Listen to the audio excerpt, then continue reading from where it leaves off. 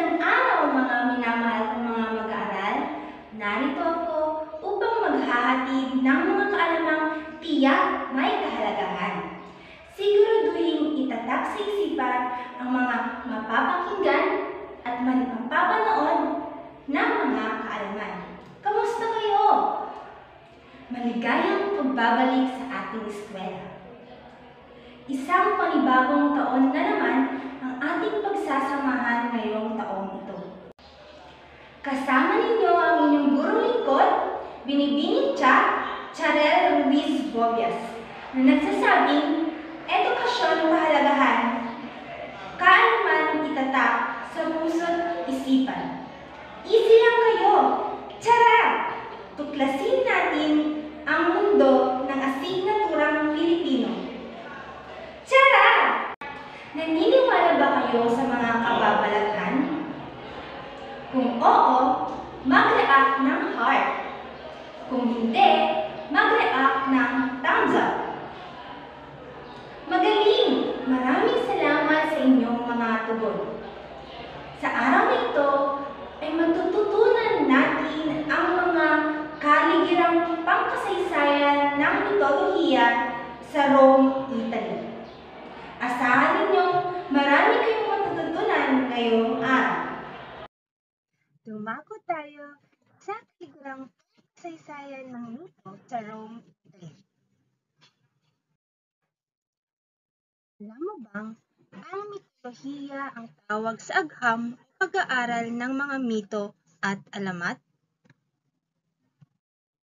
Ang mitolohiya, ito rin ang tumutukoy sa kalipunan ng mga mito mula sa isang pangkat ng tao sa isang lugar na naglalahad ng kasaysayan ng mga Diyos-Diyosan noong unang panahon na sinasamba, ninadakila at pinipintakasi ng mga sinaunang tao.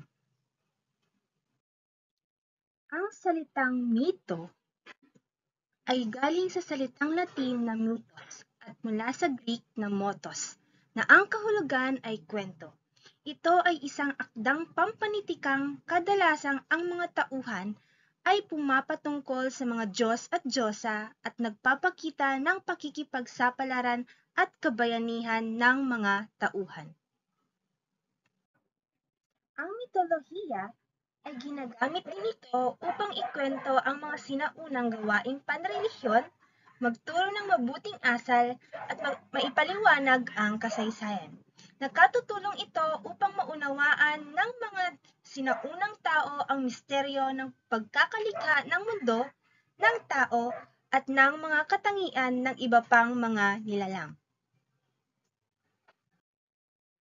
Pinapaliwanag din dito ang nakatatakot na pwersa ng kalikasan sa daigdig, tulad ng pagpapalit ng panahon, kidlat, baha, kamatayan at apoy.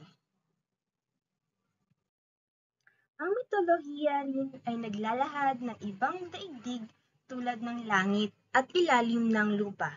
Hindi man ito kapani-paniwalang kwento ng mga Diyos, Diyosa at mga bayani, tinuturing itong sagrado at pinaniniwalaang totoong naganap.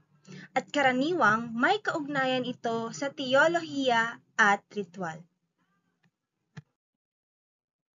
Dumako naman tayo sa mitolohiya ng Rome, Italy. Ang mitolohiya ng taga-Rome ay kadalasang tungkol sa politika, ritual, at moralidad na ayon sa batas ng kanilang mga Diyos at Diyosa mula sa sinaunang taga-Rome hanggang sa mga katutubong relihiyon nila ay napalitan ng Kristyanismo. Kabayanihan ang isang mahalagang tema sa mga kwentong ito. Ang kanilang mitolohiya ay hinalaw mula sa Greece na kanilang sinakop. Labis nilang nagustuhan ang mga mitolohiya ng bansang ito, kaya inangkin nilang parang kanila at pinagyaman ng husto. Binigyan nila ng bagong pangalan ang karamihan sa mga Diyos at Diyosa. Ang ilan ay binihisan nila ng ibang katangian. Lumikha sila ng bagong mga Diyos at Diyosa ayon sa kanilang paniniwala at kultura. Isinulat ni Virgil ang Aeneid, ang pambansang epiko ng Rome at nag-iisang pinakadakilang likha ng panitikang Latin. Ito ang naging katapat ng Iliad at Odyssey ng Greece na isinalaysay naman ni Homer at tinaguriang ang mga ito bilang dalawang pinakadakilang epiko sa mundo. Upang lubusan nating maunawaan ang mitolohiya ng Roma, ating talakayin ang 12 dakilang Olympian gods ng Rome at Greece at ang mga naidagdag na Diyos at Diyosa. Kilala niyo ba kung sino ito? Tama! Siya si Zeus o Jupiter. Siya ang hari ng mga Diyos, Diyos ng kalangitan, kulog at kidlat, tagapagparusa sa mga sinungaling at hindi marunong tumupad sa pangako. Asawa niya si Juno. Simbolo niya ang kidlat at agila. Ikalawang larawan. Sino naman siya? Galing! Siya si Hera sa Greek at Juno naman kapag Romano. Siya ang reyna ng mga Diyos, Diyosa at tagapangalaga ng pagsasama ng mag-asawa, kababaihan at pamilya. Kapatid at asawa siya ni Jupiter. Simbolo niya ay ang peacock at baka. Ikatlong larawan. Patingin ninyo. Magaling! Siya si Poseidon sa Greek at naman sa Romano. Siya ang Diyos ng karagatan, tubig, bagyo, lindol at alon. Kapatid ni Jupiter at Orcus. Simbolo niya ang kabayo at trident. Ikaapat na larawan. Kikilala niyo na ba siya? Tama! Siya si Demeter sa Greek at Ceres sa Romano. Siya ang diyosa ng agrikultura, kalikasan at panahon. Simbolo niya ang cornucopia at baboy. Susunod na larawan. Sino kaya siya? Magaling! Siya si Athena sa Greek at Minerva sa Romano. Siya ang diyosa ng karunungan at pakikipagdigma. Anak ni na Jupiter at Metis, simbolo niya ang kwago at puno ng oliba. Susunod na larawan. Kilala niyo na ba? Mahusay! Siya si Hermes sa Greek at Mercury sa Romano. Siya ang mensahero ng mga Diyos, Diyos paglalakbay, pangangalakal, siyensya, pagnanakaw at panlilinlang. Anak ni na Jupiter at Maya. Simbolo niya ang Caduceus. Susunod na larawan. Kilala niyo na ba? Tama! Siya si Ares sa Greek at Mars sa Romano. Siya ang Diyos ng digmaan, anak ni na Jupiter at Juno. Simbolo niya ang sibat at buwitre.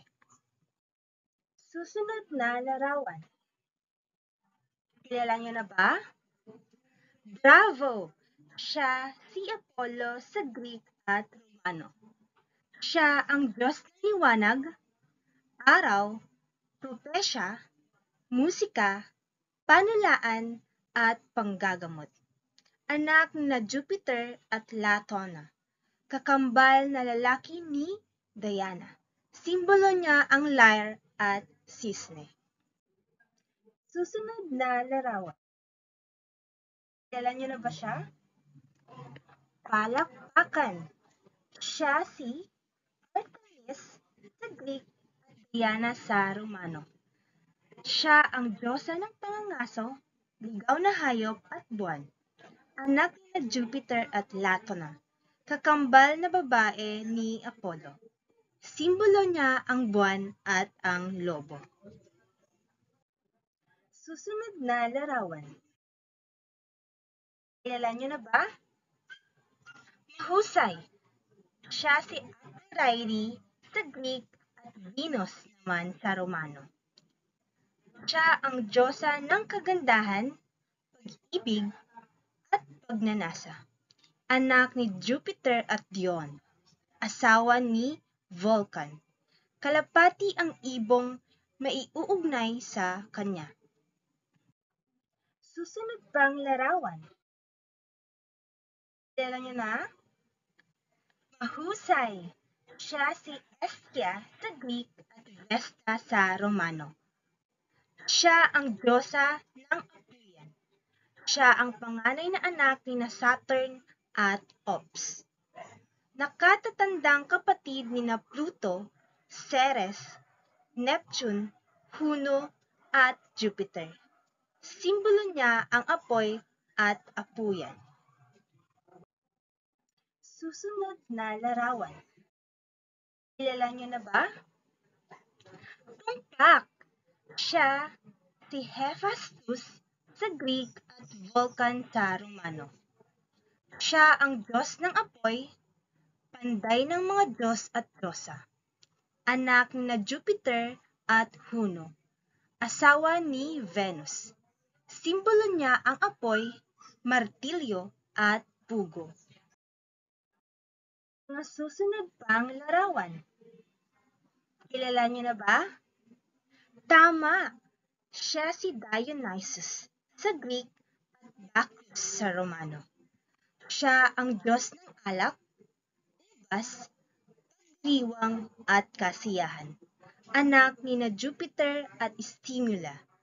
Pinakabata sa mga Diyos at Diyosa ng bundok Olympus. Ubasan at kambing ang kanyang mga simbolo. Para sa pang-14 na larawan.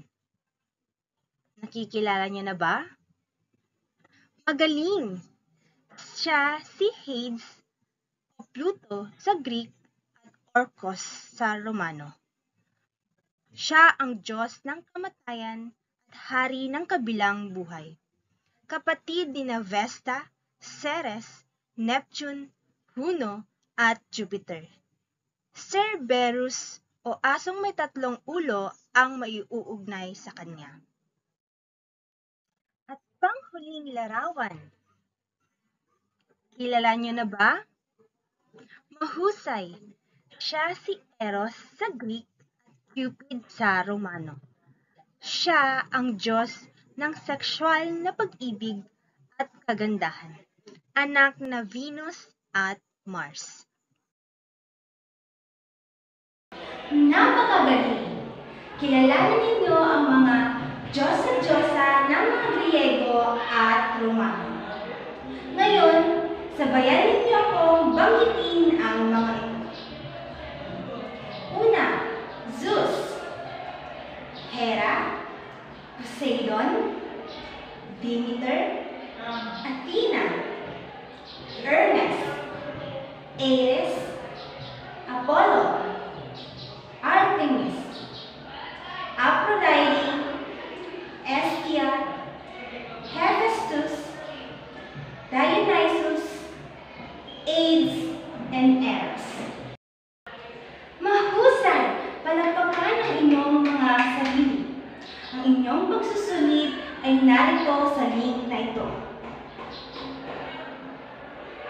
Sagutin at isumite ang inyong mga pagsusulit upang makita kung may natutunan kayo ngayong araw.